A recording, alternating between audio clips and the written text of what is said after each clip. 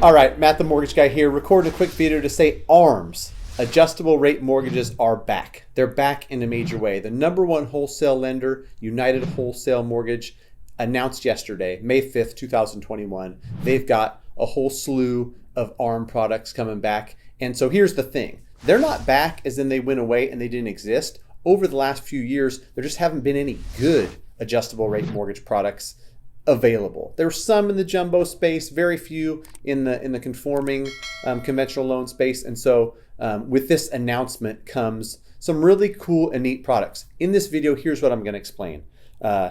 What type of products are available, what they mean for the average consumer, who might benefit from them, some cons, some stuff that you need to be aware of. What I'm probably not going to get into is the granular on what an ARM is and how an ARM works. I'll save that for a follow-up video because I think that's 8, 10, 12 minutes on just that. In this video, I just want to talk about some real life examples, some numbers that I've run on what you should see. Spread between the 30-year fixed and an ARM, who might want to do that, what might make it a good idea for some people and a bad idea for others. So without further ado, I just want to jump into some numbers because I think that's what everybody who comes to me asks. Okay, Matt, they're out. So what is it? What is a 7-year ARM versus a 30-year fix? What's the rate? What's the payment look like? And that's exactly what I did, because I know whenever there's new products available, people want to know the numbers. Okay, great. Like, I don't want to see the highlights and the sheet that comes when somebody's coming door to door selling you something.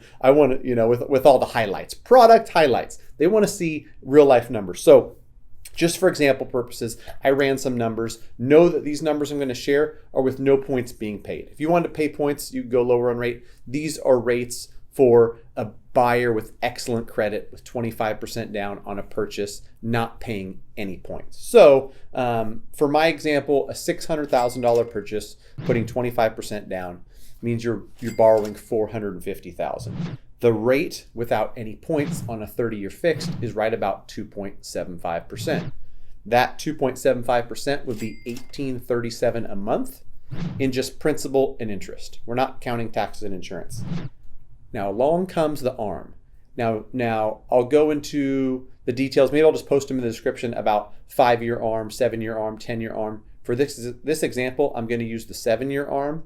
United Wholesale Mortgage has made it very clear the sharpest pricing and more of their effort is going into this 7-year ARM. And I personally like that because the 5-year, the shorter the term of the adjustable rate mortgage, the more risky, right? If you do a 3-year or a 5-year ARM, within 3 or 5 years, you're going to have a plan. The 7-year ARM gives you quite a bit of time to decide what to do, whether you're going to refinance or sell or what have you. So $1,837 is the monthly principal and interest payment on that $450,000 loan on a 30-year fixed at 2.75%.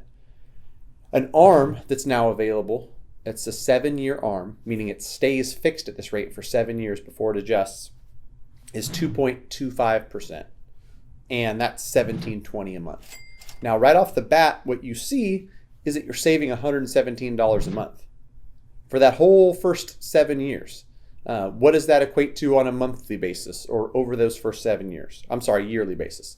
About $1,400 a year, roughly $10,000 over those first 7 years is what you save. So who are the borrowers that want something like this? The borrowers that know they're likely going to be out of this house. And I'll tell you something. You want to hear a cool stat? 92% of borrowers won't be in the same loan 7 years from now. So as much as 75% of people might say, I'm scared to death of an ARM, I don't want an ARM, those are the same people that are refinancing every 4.1 years. For one reason or another, right? Cash out, shorten term, lengthen term, sell the house, whatever it is, they're not in that mortgage for more than 4.5 years. And 92% of them are in a different mortgage 7 years later. So this might be something to consider. And I'm not going to go off and say it's the greatest thing since sliced bread, it's right for everybody, but it's an option that you want to consider because of that savings. And it's going to be a certain type of buyer, right? A certain type of buyer that either wants to take that $1,400 a year and invest it somewhere else and watch that money grow, or the type of buyer that says, I'm going to take the lower rate, I'm going to take the 120 and apply it towards principal and pay off my loan faster. or maybe they're already intending to pay extra towards the principal. They're going to use this extra savings and pay even more extra towards the principal to pay the thing down. Those are the types that probably are going to be searching for this product. The buyers that want the very lowest payment. And I'll tell you another little number crunch I did. As we all know, home prices are getting more expensive. Buyers are looking for a way to afford the house they want in the neighborhood they want. Now, like it or not, and you say, you know, this is feeding the fuel and the fire that is the crazy housing market.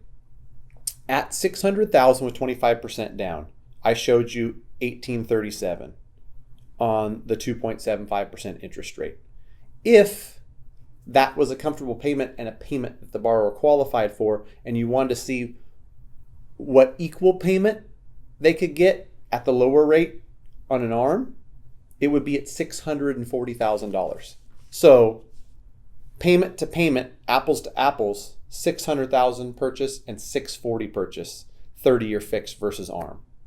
So in case I was unclear, because I feel like I might have talked in circles there, by using an ARM and taking the lower interest rate that an ARM has, that an ARM offers, you're able to buy a house that's $40,000 more expensive, $600,000 and $640,000 with the same payment. So increased purchase power is another pro, if you want to call it that. So let's get into the cons and let's just shoot straight. My opinion, one guy's opinion, and take it for what you will. There's going to be certain people that have gone through the last crash. They saw certain loan products that were more risky and more dangerous, and it hurt them or hurt somebody they loved, and so they are very risk averse. They don't want to get anywhere near ARM. And trust me, as a mortgage broker who talks to people day in and day out, I've got people, you mention the word ARM and they are already running from the phone because they don't want to even consider it. So a definite con is that adjustable rate mortgage by definition is fixed for a certain amount of time and then it adjusts. So in this case, it's a 7/6 ARM. It's fixed for 7 years. Then at that 7-year mark, every 6 months, it can adjust, and adjusts based on what I'll get into in a different video. The standard overnight rate or something, plus margin, plus prime rate. And so this rate that's 2.25 could over time adjust to an 8% interest rate. For some people, that is scary, right? And so it's something to take into consideration. If you don't have a good exit plan, if you're afraid that rates are going to be through the ceiling in the next 5 years, which I don't believe they will be, or if you're in some sort of position where you might not qualify to refinance 5 years from now, 6 years from now, 7 years from now, when you're trying to get into a different mortgage, then you want to stay away from this. You know, there's plenty of commercial loans out there where folks have to refinance these commercial loans every 5 years. And they know that and they plan for that and they've got that in mind. So if you're somebody on the residential mortgage side where you're getting a residential mortgage and you're doing an adjustable rate mortgage, an ARM, you've got to have the same mindset. I know that in 7 years this thing's going to adjust. What's my game plan? And you should probably be looking at it at the 5-year mark and the 6-year mark, not after it starts adjusting. But here's something to consider, and it's something that I think is important.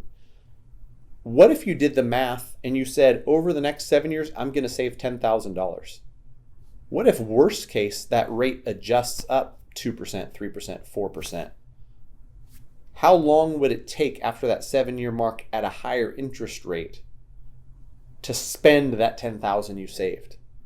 Because maybe side by side, smaller payments for 7 years, slightly larger payments for 3 years, maybe it's a 10-year break even, right?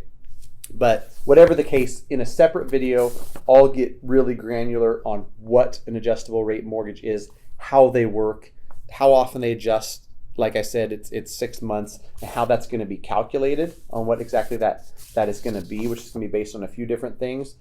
There's going to be plenty of disclosure when you enter into a loan that will show you what the max payment can be, what the max adjustment can be, in certain years.